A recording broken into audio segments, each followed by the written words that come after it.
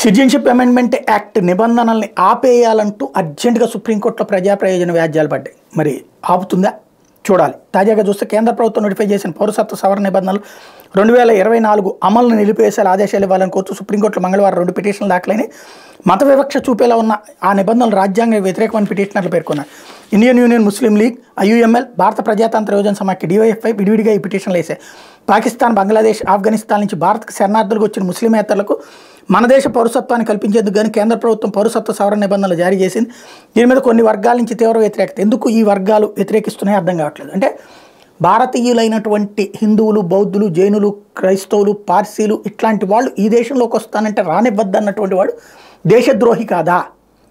ఈ దేశంలోకి చొరబాటు చేసినటువంటి బంగ్లాదేశ్ వాళ్ళని, పాకిస్తాన్ వాళ్ళని, బర్మా వాళ్ళని మాత్రం ఉంచాలని కోరుతూ ఈ దేశంలోకి ఈ దేశపు మూలాలు ఉన్నటువంటి వాళ్ళని మాత్రం రానివ్వద్దు అని చెప్పేటటువంటి వాళ్ళు పచ్చి దేశద్రోహులు అన్నది సుప్రీంకోర్టుల దాకా వెళ్ళి అడ్డుకునే ప్రయత్నం చేస్తున్నటువంటి వేళ స్పష్టంగా కనబడుతోంది.